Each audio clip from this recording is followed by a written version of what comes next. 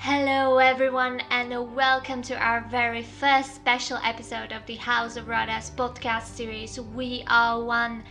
I'm Lucia Kuprova, your presenter, and as we're having this special episode today, we're going to do something we haven't done before, and that's having a group conversation with two more special guests about a topic which is really important for the brand itself, but also for other women who are trying to make this world a better place for everyone.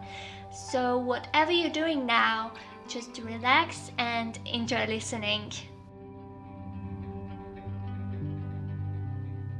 As I've already given you some hints, today's special episode is going to be a ladies' discussion about women's empowerment in business and society. And I'm very happy to be joined by Anne Stone, who is a co-founder of the Assist Women's Network in a Tees Valley and a big supporter of women's empowerment in business and society, Radha Singh, who is the CEO of the House of Radha. Very warm welcome, ladies. I'm happy we can be here together and have an interesting conversation as a diverse group of female voices.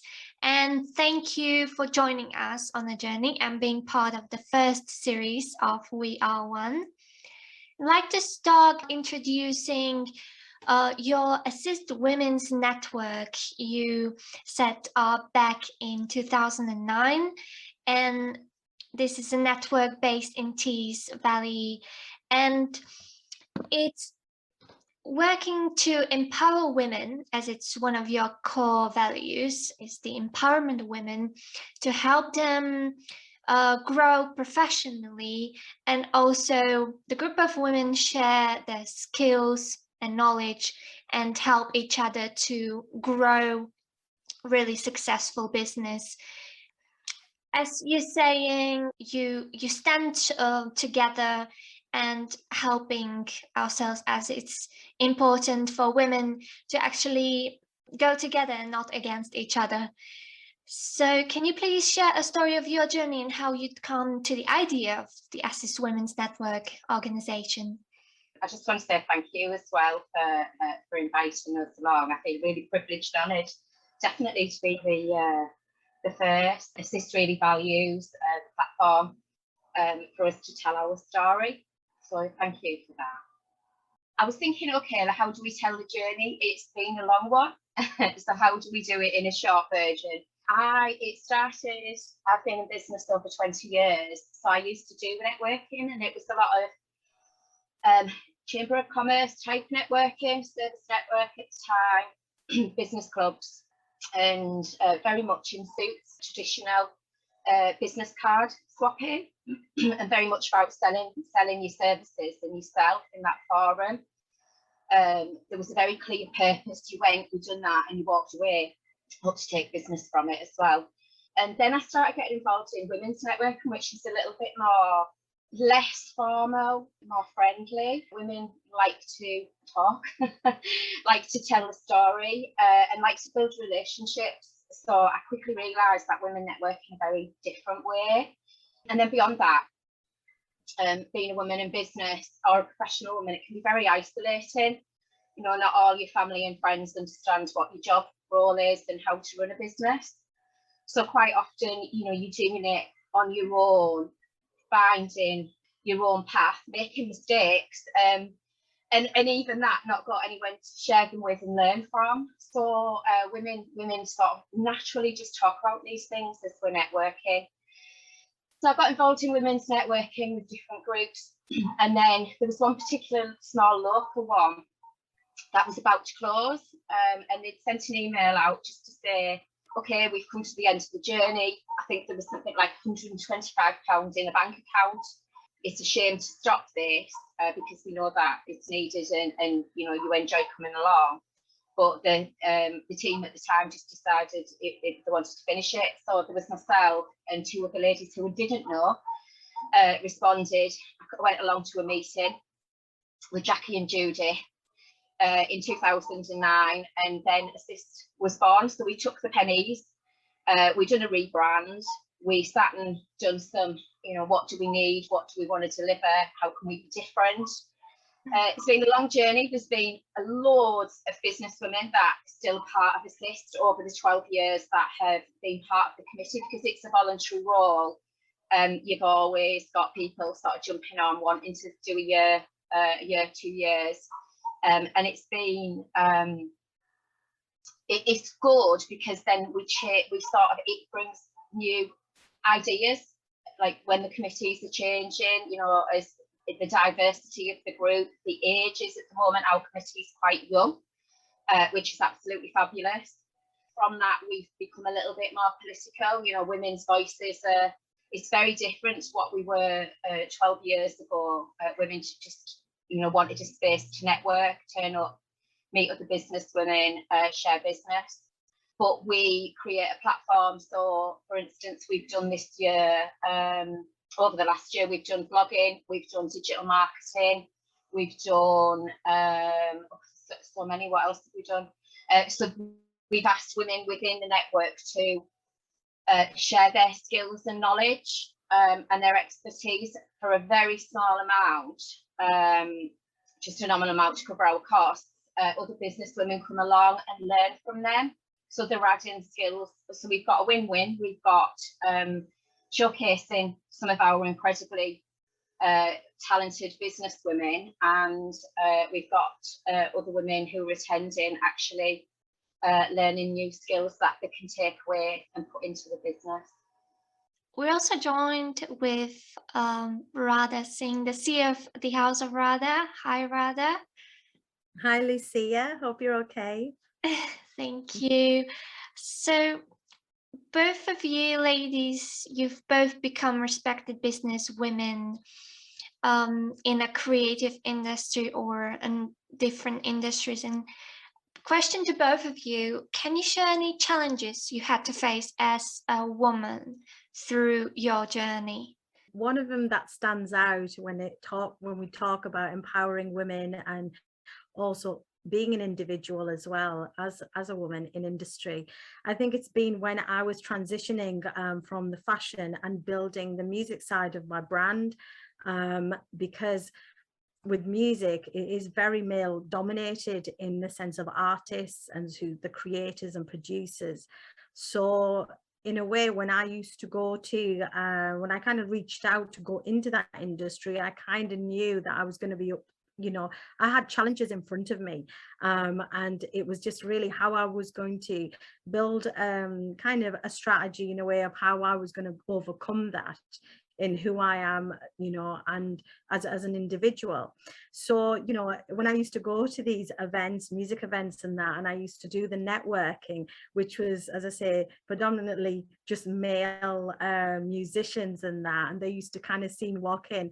The first thing I always had to do is what I went through was like an interview, and it was really crazy thinking that, you know, would this be happening if I was a guy coming into this club or event, or, you know, or is it because I'm a woman that they're kind of seeing?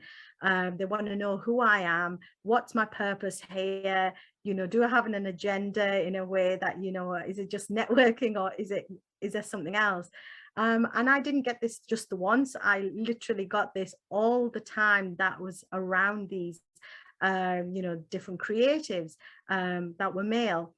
But eventually, as time went on, they understood that actually I weren't there for any other purpose than kind of building kind of this bridge between my artistry and theirs, and to kind of also say to them is, well, just show them that I wasn't just here as a woman, I'm here as an individual. Look at me in that way, don't look at me that I'm female. As times go on, as I say, the respect that I get from musicians, from artists, from producers, it's completely on a flip side to when I began. And that in a way was kind of, it was a big challenge in a way that how was I going to do this? But the biggest thing was I was just myself. myself being that I knew what I was talking about when it comes to the music side of it. I'd done my research. I knew what their events were about. I reached out to them to support them.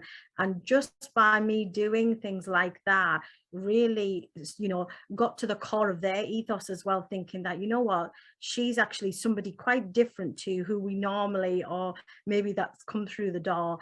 And actually we want to invest our time with, either working, collaborating and connecting with her. So that was kind of one of my, challenges that I overcame. What about you, Anne? Have you got a similar experience? Yes and no. From a professional point of view, I'm an accountant. So I've been run my own business for over 20 years now. I found it really easy, and I was lucky to build up through my networking. I was lucky to build a network through my first contacts, and then everything else comes from referrals. So I've never needed to advertise or create any brand really. People have just, I serve a purpose, the work that I do, people are happy with it, refer me, and I've always just had continued work. So from a professional point of view, I've been really lucky to not feel the need to sort of break down barriers, even though accountancy can be like law, a very male oriented, especially 20 years ago with men in suits. I didn't find, so whether I was just lucky or whether I just went to the right places when I was networking and people just liked what I did, and because I was different, I am open, honest, and people just found it that I was trusting. So I sort of fell on my feet right from the beginning. From a business point of view, my challenges would be childcare. I was a single parent, so I literally took the children to work, ran to the gym, come back, done a day's work, finished it, sort of watched 3, done what I needed to do with the family, and then started again at 7 o'clock at night. And then I worked into the night, and that's how I had to run my business for a long time. My children are grown up now, so circumstances are very different. But I think women have challenges and barriers that others don't have. I was also very lucky financially because I'd just been made redundant. Whereas again, starting a business up, I know that's a challenge and such a risk for a woman with mortgage and a young family to actually go down that route. So I sort of felt lucky, but I think my challenges were more personal rather than business.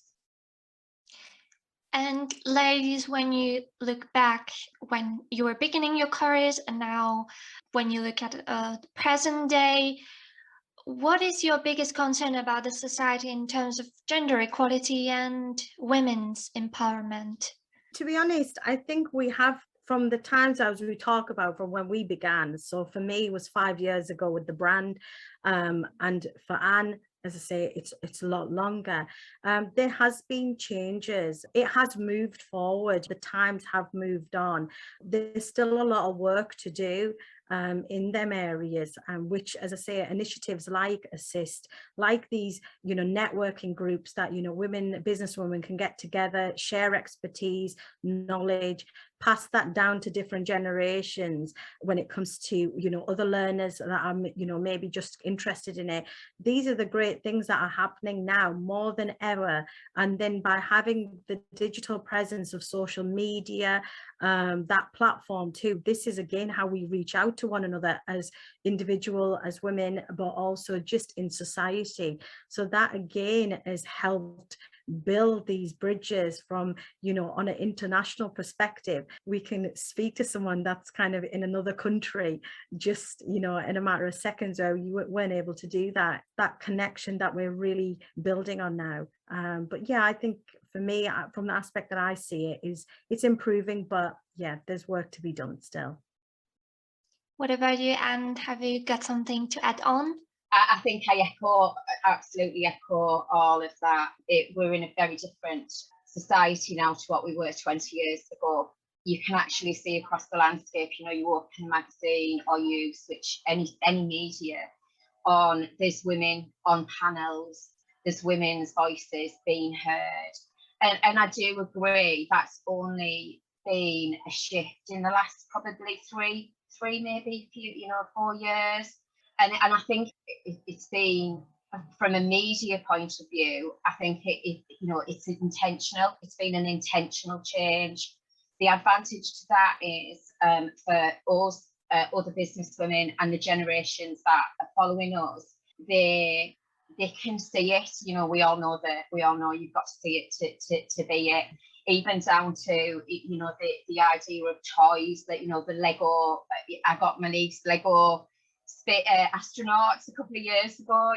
This female astronauts, and I think society is making an active shift to actually give a platform and make women more visible in all sectors and on all levels. And I think because of that, we can feel the change, but it's better for the generations that are going to come behind us. And as I said in the beginning, it's really important for women to go hand in hand, not against each other. But there are still workplaces and positions for women which are still underpaid, underestimated, and there's still space to work on, as it wouldn't be fair to say that the things hasn't changed. But why is it important to continue with supporting women's representation in business society, and how can their voice be heard more? I think there's more activities out there in the way that, women are really embracing and wanting to make these changes in a way of equal pay, equal rights in different areas. That is that future that we're kind of all working together now in collaboration, more than anything, that we weren't doing realistically years ago. It was more of a competitive world, even through women. I mean, it's there with the male kind of side of it, but through women there was still that, and that jealousy where they weren't patting you on the back to say congratulations, well done. They were kind of going the opposite way more than anything. And I've experienced that through my whole journey as well, in education, in kind of the creative industry. It's still there, it's not gone away, but if, like you say, it's about how you carry yourself, and when you are honest, when you are black and white, that really is more of a benefit to you than being somebody that's not true. I think, yeah, just to add to that, what is the collective voice, isn't it? We're a collective voice, and I think that's one of the things that I realised with the sister quite a few years ago. I was having the same conversations with lots of women, or very similar conversations. So as individuals, everybody was experiencing much the same thing and thinking much the same thing. And I just thought, do you know what? Like, I keep having we're not going to do anything, just being one voice.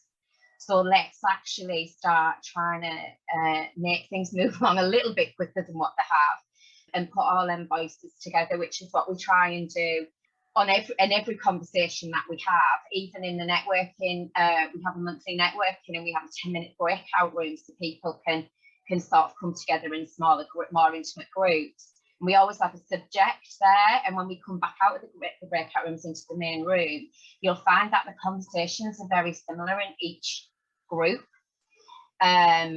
which then women sort of think, oh God, I'm actually not just thinking this on my own. What assistants wanting to do is actually take that collective voice and actually shout about it a little bit. We're not political, is not one of our objectives. However, we know there's the need for that. We did a project called Our Voice around the time of Brexit, knowing that women were becoming more politically aware, and we're about to relaunch. It was only an 18-month project. We weren't planning on creating politicians, however we did. So it was much more successful than that we thought it or intended it to be. And we're about to launch that again in November for another 18-month project, and we're calling it A Seat at the Table. We know we called it Our Voice a few years ago, but it's great having a voice, but we need to be heard, and we can't make people heroes, so we sort of renamed it to say, well, actually, we're telling you what we want. We want a seat at the table, and being heard and having our voice, our collective voice out there, is a way to channel that. And as much as it's important to support women's empowerment and to help to hear our voices more, it's important to support young women's education, and it's also challenged in many countries in Asia or Africa, where young women, are fighting for their rights for education. So it's the way how to get into the business or any other industries. So what is your view on diversity in education, business, and the creative industry? And is there enough representation by women in this sector or not? This is an area that I'm really passionate about. Coming from an Indian Sikh background myself, born and bred in the Northeast, but in the sense of my journey from when I was, a little girl going into education and what I experienced growing up, to now, it has been really, it's like a roller coaster more than anything. So many transitions where, coming from a cultural background, you didn't really, in a sense, have that voice. I used to be in classes where I was the only cultural pupil, from a cultural background, and the rest were, white. And at that time, I was so young to understand that whole kind of what was going on there, until I got older and I start feeling that isolation and not seeing these other brown faces or cultural people that were teaching me. And I was that's when I kind of start thinking, well, why aren't we kind of equal in that sense? What is happening here? And that's when I kind of start, doing my own work in a way that, wanting that this needs to stop. This needs to be looked at on a wider scale. But then as times start changing, the generations start doing that as well. So then one of my voice became kind of part of others as well. Coming to where we are now through my brand, that's so important, and it's part of the ethos that I do represent diversity. Diversity in every way, because fashion industry was shying away from doing that many years ago, and only start kind of getting back involved in the saying that there has to be change here. There was, when I went and did my first international show in Paris in 2017, I was fighting to have a diverse range of models on that runway, because experts were saying to me that my work would never be respected or seen if I only had diverse models. I should have white models only on that runway. And to kind of get that from an industry expert saying to me, to make or break your career, do one or the other. I just thought, you know what, I'm here to take risks, but my gosh, I'm not going to do what you're saying. We are all from cultural backgrounds. It doesn't matter about that success. If it's going to happen, it'll happen. I did that runway with a beautiful kind of range of models, from African to Asian, a really lovely mix. And you know what, that was like one of my best shows that I did, remembered still after 5 years later. And it just drove me even more, so that I was thinking, right, I need to really work hard at this if I want to create some change for the future generations. And I'm a parent as well, I'm a mother. I don't want my son to be going to school feeling the way I did. So that's why, for me, through the work that I do, promoting, just kind of supporting initiatives, teams, and wanting to make change, that's what I'm here to do, basically.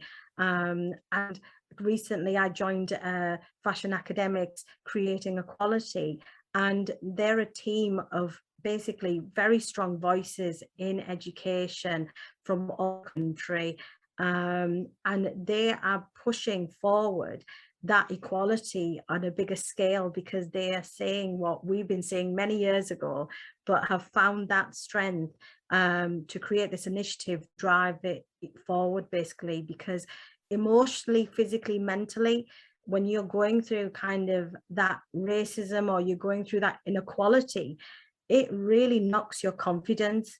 And it will change a young person's life from being somebody who could be so successful and a star in their career, to somebody that is just so hidden and isolated and just doesn't want to do anything because of all of that that's happening. But like I say, that we are turning a corner, but we have to do it together. I think to add to that, what Radha's doing and has done, it's that resilience, Radha, that you said, well, actually, no, I'm not doing it your way. I'm going to do it my way. And that's what's going to bring change. So I think women and men have to do that and look at the world differently and do things differently and bring change. Otherwise, we're just, we're never going to evolve. We're never going to develop. And the world will be a boring place if we just continue to do the same thing and stifle creativity. So, like, hats off, Radha, for you doing that and actually standing up to the just the sector, really, because it isn't just that individual you stood up to. You actually said, no, I'm just going to do it. I'm going to do it my way. I'm creating the catwalk for women, diversity and inclusivity. And I just think it's just absolutely amazing what you did to take that risk. And it was a risk, wasn't it? I think education of women and young girls is vital globally, without a doubt. And if women and young girls are not educated, then they can't contribute to society in any way. I also think one of the conversations I've had recently with one of the team, and we're looking at perhaps giving some attention to women that are going back into education. So they might be returners from work, or they might have just thought, you know what, I'm sick of this career path now. I'm going to go back. I'm going to go to uni, or I'm going to start a business. I'm going to start a small business, and I just don't have all of them skills that I need. So I need to do small workshops to give me them skills. So I think education is important for young girls, but also women of any age. And I don't think any woman should be frightened of re-educating themselves to take a career on a total different path. It can be an exciting journey. And the Assist Women's Network was here for 12 years. What is the goal you have achieved as the organization during these 12 years you're the most proud of?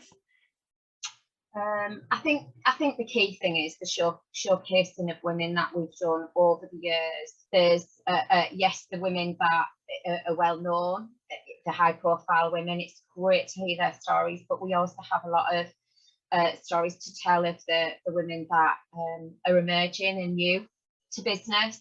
Everybody's got a great story. Everybody's had challenges and hurdles. We make sure every speaker and every host tells their story in a way to say that it isn't rosy and it is tough. Being in business is a 24/7 role.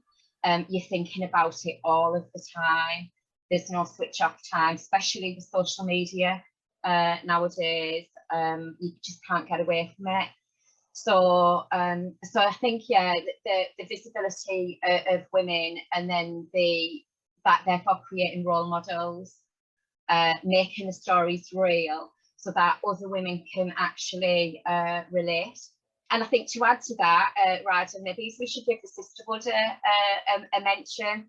So we've got a little space in Stewart's Park in Middlesbrough that Middlesbrough Council has allowed us to plant trees. Well, actually, up to now, they've been planting the trees for us. We do have some photos where we were putting the trees in and putting a little bit of soil in, but I wouldn't take the glory from the men that actually did the planting. But yeah, we've got a nice little space with trees there, which is an assist space. And for the last 2 years and going forward, we're going to plant a tree for a woman each year that has come forward, and then it goes to external judges, and a panel actually chooses the woman who's our goodwill ambassador for the following 12 months. We do that International Women's Day each year. We're going to go down hopefully in the next couple of the next 4 weeks and plant some bulbs so it'll look a bit more pretty, because at the moment they're just young trees. So even though the conditions for young aspiring women who are trying to go to business or any other industries, it's improved, but there's still things we need to improve, and maybe it's going upon their shoulders. So what would be your advice to the young generation of women who wants to succeed in their careers?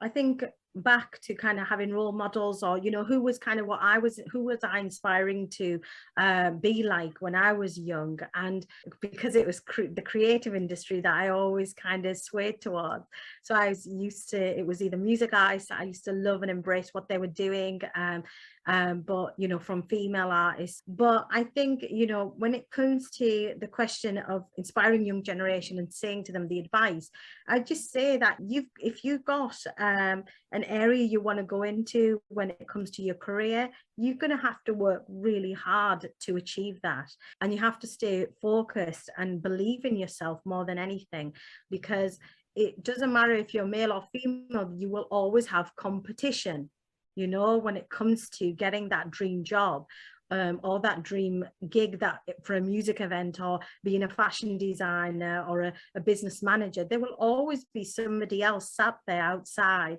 waiting to be interviewed with you as well. And me and Anne will probably say we've all been through that situation where we've been interviewed many a times until we kind of developed and created our own brands or companies. But yeah, it's if you really want something, you dedicate your life to achieve that. Get your education behind you, because that really does help you establish those necessary skills that you need, as well as life experience you need, but also employability skills. You do need your education to help guide you in that. Yeah, I totally agree. I think I would say, and actually I do say to, I'm actually a mentor of a young lady, and I mentor other people as well. And I always say, just be true to yourself. Just do your own thing. We mentioned earlier, there's no point us all being the same, because the life would be boring, and we would never change, we would never evolve, we would be just living in the same world that we were all those years ago. So and I actually, when I thought about this question, I actually had a conversation with a young businesswoman about 2 weeks ago, and she was worried that her and her business were weird and too weird for Tees Valley, but weird's good, which is why the business is actually thriving outside the Tees Valley, right across the UK. So I just think weird's good. Be yourself, be positive, be resilient, and be different. Be different. People want things different that are different now. We don't, people like to things that are a bit off the wall, and social media really adds to that. It is the different ingredient people are sort of excited by. And to be on a practical level, get a mentor, find your role models, and surround yourself with people and assist women that are really going to support you, give you the guidance. Competition's great, but it needs to be healthy competition. And I think just surround yourself with at least 5 people that are just going to have your back. Yeah, exactly. And when we're looking for inspiration and motivation to achieve all of our goals, we tend to look up to someone, sort of like a role model. And for me, I would say I don't have anyone particular, because I really admire anyone who is not afraid to stand for himself or herself, and also is not afraid to show the other side, the vulnerable side, because it's also important to stay the true of yourself. Don't try to fake anything. And I think it's really great for young women to have this kind of role model in their lives. And Could you share maybe who was your role model when you were on the beginning of your journeys, ladies? To be honest, like I say, I was inspired by so many different people. There's not one that kind of, in a way stood out, that I kind of named. But for me, my family, because I've been quite blessed in a way that my family's creative, very creative, having siblings that were in the creative industry, in the games design area. My mum, my nana, being in the kind of, there were seamstresses, professional ones back in the 70s, and then as time went on. And as a little girl, I used to, first thing that came to me was looking at how my mum used to kind of get cloth and turn that into a design and made it into clothing. As a young child, it was, for me, was really inspiring to see that. How can my mum do this? So sometimes you don't look outside that somebody has to be a celebrity. I think that's, nowadays we are so driven by celebrities kind of leading the way. You can be inspired by them, but in the sense of a role model, these celebrities that are more kind of in your face when it comes to, they don't do much, but it's just more for TV and that. I look closer to home, because for me, as my mum, she has been a major inspiration to me, because watching her sew, watching her cut fabric, bringing up a family as well, juggling life in general, that has made me have a solid foundation and respect more than anything. And that's kind of, being on this journey now and still having my family there and having my mum as kind of this support, which is just amazing. Because even on my, everything's not going to be perfect. My whole journey's not been without challenges, but she's always been there saying to me that, you know what, you are up against this challenge, or, something's happened in industry that's kind of, the pandemic and everything, but she's empowered me to say, you keep going, you don't stop, because this is your vision. You've had it many years ago. As a little girl, you loved doing what you did in creativity, but keep going and you will succeed. So like I say, I think inspiration can come from, and role models come from everywhere, basically. And you, Anne? I think your family are actually your first role models before you even know what a role model means. My parents, they instill the values and your beliefs into you, and they put you on the right track. Then I would go to the people, business women more recently, over the last sort of 10 plus years, around me, that we share thoughts, share ideas, take risks together. I've had mentors, I've had professional mentors through my life, and all of them I've valued, and I've took a lot from them, and coaches, life coaches as well. So you can always sort of tap into as many different people at different stages of your life to take you through that part of the journey. I mean, you can look back when you're a little bit older and actually see like clear segments, really, and then you'll do a change, and then you'll find different people. I think friendships are really important, and I have lots of different circles of friends as well. So you take what you enjoy and need and want, really, from each circle of friends. But I am going to add a couple of celebrity ones in there if I can. Now, when I thought about this a couple of days ago, Annie Lennox was one of my, and I suppose still is, one of my role models. And that was probably when I was still at school, but I didn't realise what a feminist was. Well, I knew the word, but I didn't understand. And obviously, 30 plus years ago, being a feminist is very different to what it is now. But I feel now, upon reflection, why was it Annie Lennox somebody who I looked up to?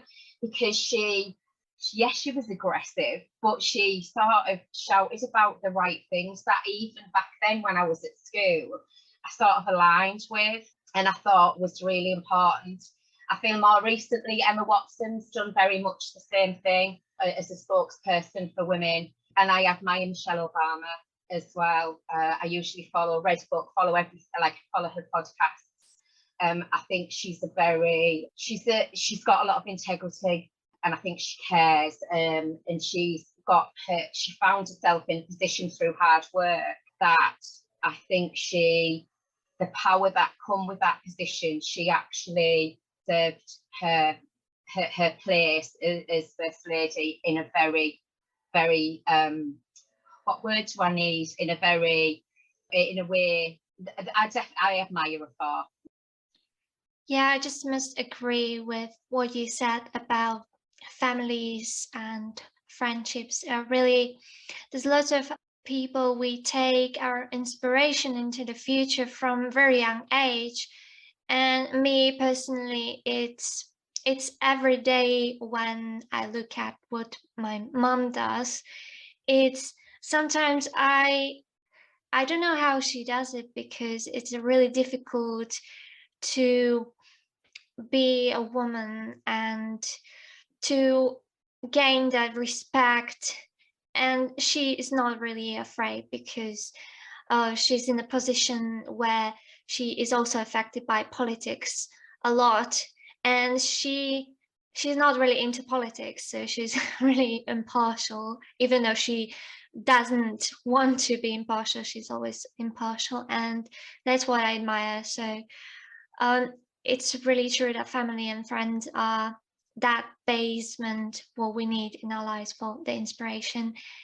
Coming back to your network, a women's network, and you've achieved a lot of goals, you told me before, but what is your future? What do you see in your future? What you'd like to achieve with the Assist Women's Network in the near future? I would like to think that it's still here in a good few years in the future. And I think the team that we've got at the moment and beyond that, we've got some really good solid foundations. There's a lot of work gone into it over the last couple of years. There's such a lot of women involved. Please look at the website. We've got, because we're all volunteers, we sort of, each of us take little snippets and take their own roles and host different networking in the 5 different towns. So we've all got, what we've done is we've managed to carve our goals into nice little sections, and then ask women, or women have come to us with the ideas, that because they're passionate about that area.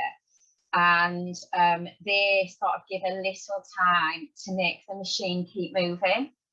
I think that's the best way to describe it. So I would like to think that it's got a longer lifespan into the future, because there's so many women involved, and we're all doing little bits, which then obviously equates to lots. We are about to launch a mentoring programme. We're going to start the first cohort in January.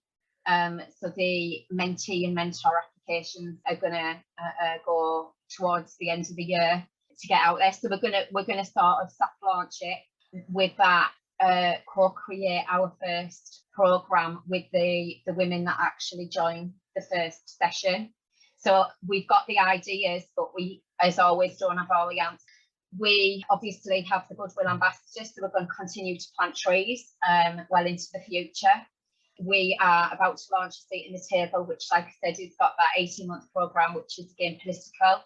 We've got the events behind the scenes were planned into 2022. We've got Global Enterprise Week that is coming up in November, and we know there's not many women that trade internationally. So we'd like to give a little bit of focus to that, to try and get women to think and trade outside Teessally in the UK. Thank you very much for today, and thank you, Anne, for joining us on our journey, and wish you good luck for the future. Thank you. Again, I'm really privileged and honoured to share my story and the story of Assist. Thank you. Thank you, Anne. It's been lovely having you.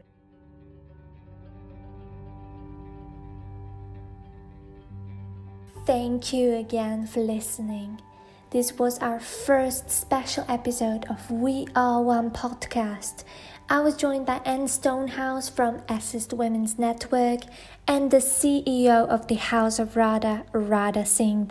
If you want to know more about Anne's work with Assist Women's Network, visit their website assistwomensnetwork.co.uk, or you can find them on Facebook, Twitter and Instagram. And if you enjoyed this episode as much as we did, let us know on our